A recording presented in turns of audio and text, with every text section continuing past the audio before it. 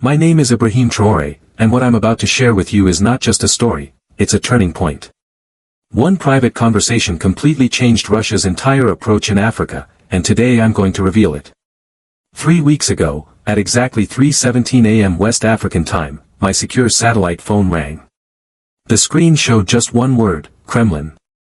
On the line was Vladimir Putin himself, speaking perfect French, a language he almost never uses in official talks. "President Traoré," he said. But in his voice, I noticed something I had never heard from any world leader before, true concern mixed with respect. That call lasted 47 minutes, and what I heard surprised even me. The man known as a master strategist, the one who challenged NATO, reshaped the war in Syria, and used global energy as a weapon, was calling a 35-year-old African soldier in the middle of the night because he had a problem he couldn't fix. And that problem was me. Stay with me, because what happened in that call explains why the Kremlin now studies every step we take in Burkina Faso, and why Putin admitted something about Africa that could change the way you look at global power forever. To understand why he called, you need to know what we were doing that caught Moscow's attention. 6 months earlier, something historic happened in West Africa. For the first time in 60 years, 3 nations, Burkina Faso, Mali, and Niger, kicked out foreign military bases and formed their own defense alliance without asking permission from any world power. But here's what made it even more powerful. We didn't replace French bases with Russian ones. We didn't trade Western dependency for Eastern dependency. We built something new. Real African sovereignty, backed by African resources and African decisions. Putin had been watching with both admiration and confusion. For 20 years, his plan for Africa was simple. Wait until countries got tired of the West, then offer Russian support, Russian weapons, Russian advisors, Russian protection, but always under Russian control. This time, we weren't following his script. We were writing our own. And the final straw came when we announced something that shook Moscow's entire Africa strategy to its core. Burkina Faso announced it would start processing its own gold instead of sending raw materials overseas to foreign refineries. Do you understand what that means? For decades, Africa sold raw gold for about $60 a gram. Then foreign companies refined it and sold it back at $200 a gram. They kept the $140 profit. We decided to keep it ourselves. That's not just economics. That's a revolution. But what really shocked the Kremlin was what happened after. Instead of asking Russia, China, or the West for help to build our gold facilities, we partnered with African American engineers and investors. People who knew advanced technology but also understood Africa's reality. That's when Putin realized this wasn't just another coup or simple reform. He was watching the rise of a new African model, independence that didn't need Russia, or Russian weapons, or Russian money. And that scared him. What I'm about to reveal was supposed to stay secret. But I believe you should know how global powers truly see Africa. Sources inside Russian intelligence confirmed that Putin had been receiving daily reports on our moves for 3 months. Those reports contradicted everything Russia believed about Africa. They couldn't understand how a landlocked country with limited resources was pulling off strategies that even Russia struggled to achieve. We were removing foreign influence without leaving chaos. We were forming alliances without sparking global backlash. We were attracting investment without falling into dependency. What confused Moscow most was our connection with African Americans. At first, Putin's advisors dismissed it as symbolic. They couldn't have been more wrong. When Dr. Marcus Johnson, an African American software engineer, helped us design communication systems more secure than Russia's own, they paid attention. When Dr. Kwesa Williams, a renewable energy expert, helped us achieve energy independence in areas where Russia itself was still struggling, they took it seriously. Soon, Putin's advisors were asking hard questions. And the moment that pushed Putin to pick up his phone at 3:00 a.m. was about to arrive. The real trigger for Putin's call came when Dr. Michael Thompson, a heart surgeon, helped us launch medical training programs that began attracting students from all over Africa, students who might have gone to Moscow before. That's when Russian intelligence filed a report that changed everything. They realized African American professionals weren't just helping 1 or 2 countries. They were building networks of skills and investment that could wipe out Russia's influence across the continent. 3 days before Putin called me, a report landed on his desk with one single line that explained it all. If this African-American alliance succeeds, Russia will lose Africa without a single shot fired. Then came the conversation that shook the Kremlin.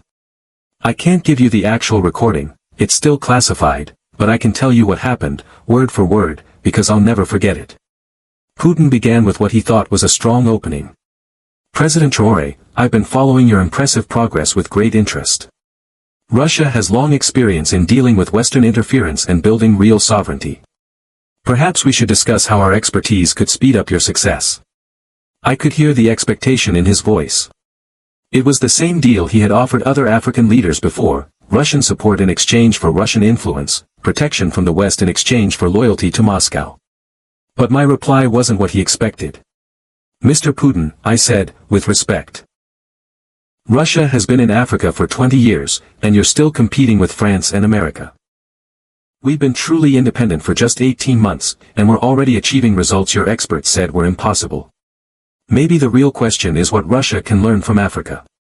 The silence that followed lasted exactly 37 seconds. I know because I counted. When he spoke again, his voice had changed. The arrogance was gone. For the first time, I heard something I'd never heard from a world leader, real curiosity. President Traoré, he said slowly, what exactly are you building in Africa? And that question opened a discussion that revealed more about global power than any summit or intelligence briefing ever could. The revelation that changed Putin's perspective. For the next 20 minutes, I told Vladimir Putin something no African leader had ever told a world power before. We weren't trying to swap one dependency for another, we were building something completely new. Mr. Putin, I said, for centuries Africa has been told we need foreign expertise, foreign investment, and foreign protection to succeed. But we've discovered something revolutionary. When Africans work with African Americans, people who understand both advanced systems and African realities, we can create solutions better than anything foreign powers can offer. I explained how our telecom networks were more secure than China's and cheaper than Europe's. I described our renewable energy projects, more efficient than Russia's and more sustainable than America's. I spoke of our medical programs attracting students worldwide, because they combined modern science with African healing traditions. The difference, I said, is that African Americans aren't trying to control us. They're trying to come home. And that changes everything. Putin then asked a question that showed just how much he misunderstood. But President Traoré, surely African Americans expect something in return for their investment and expertise? Yes, I answered. They expect to be welcomed home to a continent proud of what we are building together. They expect to join an African renaissance that honors our shared heritage while embracing our global future. They expect to help build the Africa our ancestors dreamed of before colonialism tore us apart. Another long silence. Then Putin said something that truly surprised me. President Traoré, in 20 years of engaging with Africa, no one has ever explained their motivations to me this way. That was the moment he realized his mistake. And what happened next revealed the real reason he had called me at 3 a.m. President Traoré, Putin said, I must be honest with you. Russia's Africa strategy has always assumed that African nations would need outside help to achieve real development. We had positioned ourselves as the alternative to Western dependency. Then Putin admitted something I don't believe any African leader had ever heard from a world power.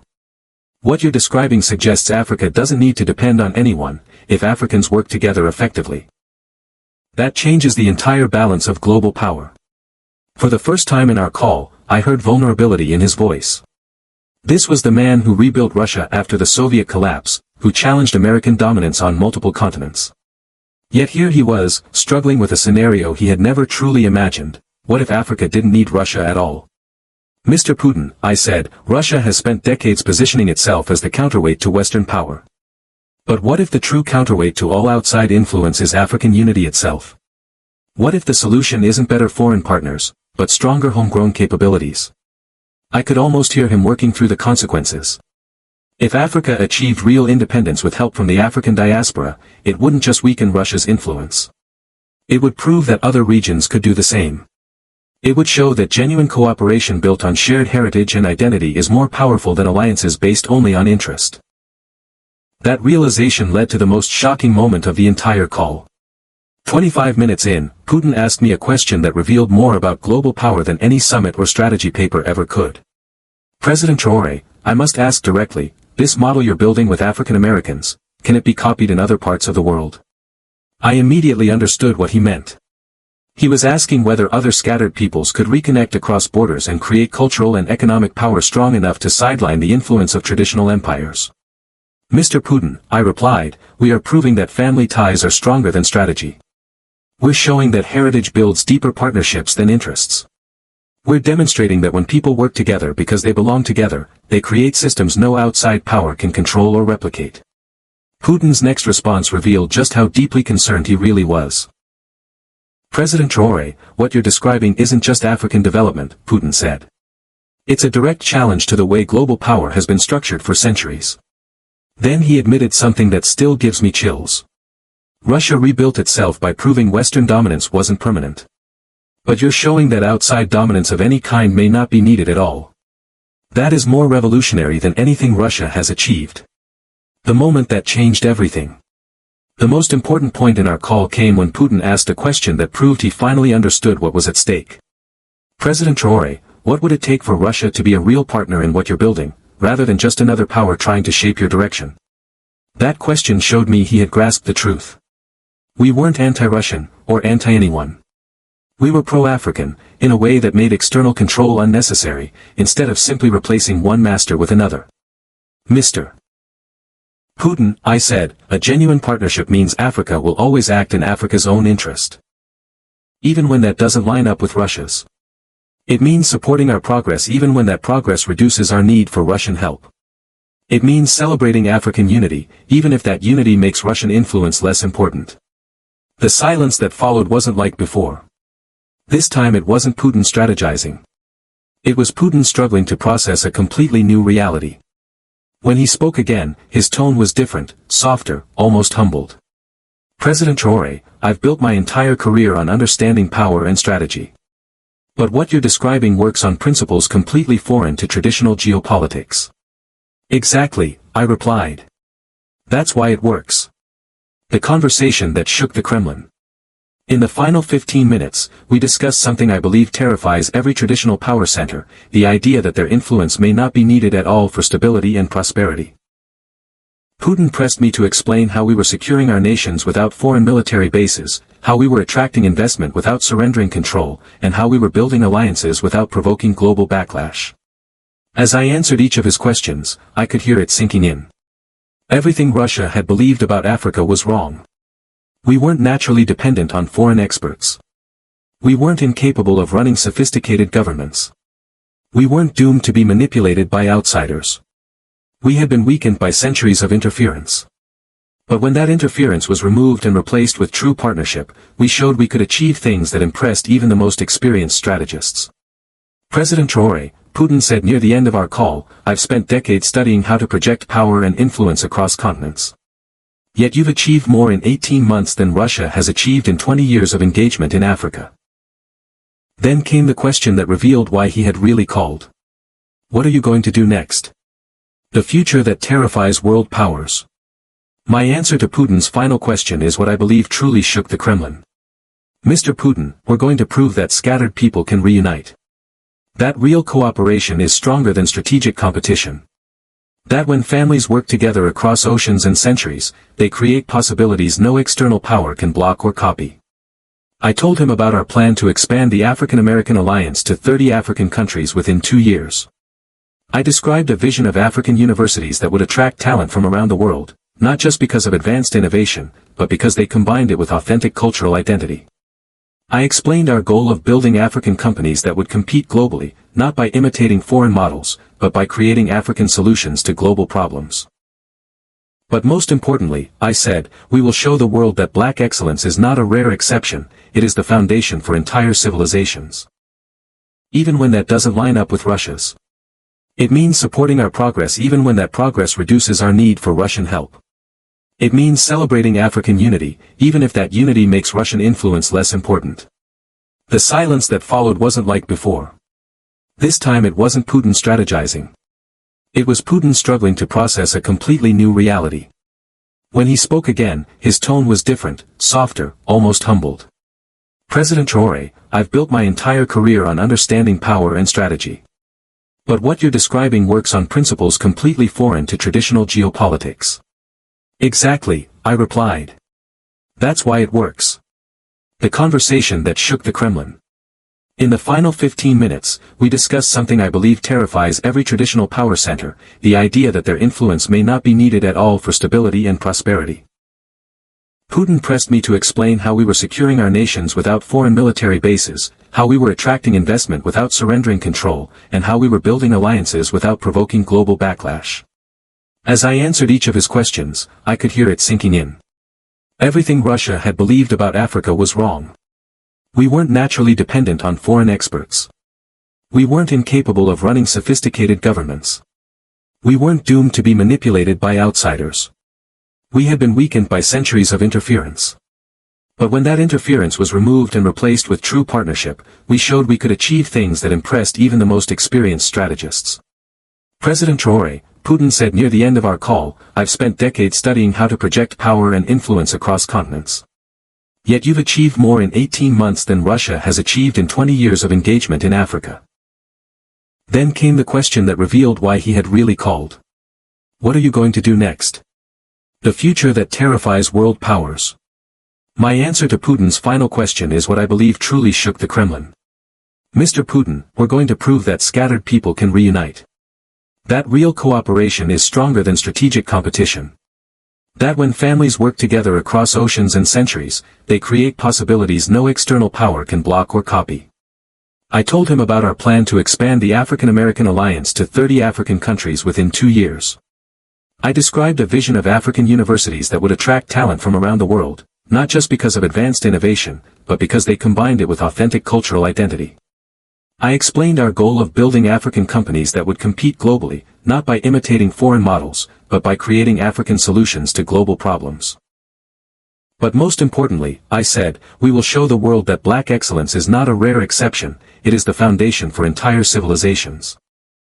To my African American brothers and sisters, your partnership with Africa is not just business. It is the reshaping of global power.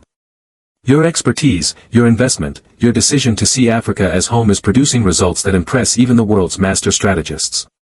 Putin admitted it himself, what we are building together is more transformative than anything in his playbook. The final revelation. Let me end with the words that still echo in my mind. Just before hanging up, Putin said, President Traoré, I've spent my life believing power comes from controlling others. But what you've built with African Americans has taught me something I never expected. Real power may come from empowering your own people. Then he added something that gave me chills. If Russia had the kind of authentic partnership with its own diaspora that you have with African Americans, we might be building a very different future for our people, too. That admission revealed the ultimate truth. Every scattered community is now wondering if they can do the same. Every traditional power knows their influence depends on keeping people divided. But we are proving that division can be undone, that separation can be healed, and that when families work together across oceans and centuries, they create possibilities no empire can block or control. So I say to my brothers and sisters, come home. Not because Africa needs saving, but because together we are building something even Vladimir Putin calls revolutionary. The future is calling at 3 a.m., and the whole world is listening to our answer. To everyone watching this, what happened in that 47-minute conversation is bigger than Russia and Africa. It's about what happens when authentic unity becomes more powerful than strategic competition. If this message resonates with your vision for your own life or community, share it. Because this is proof. When scattered people remember they were never truly divided, even the world's greatest strategists will call in the middle of the night just to understand what's happening. And that understanding is already changing the world.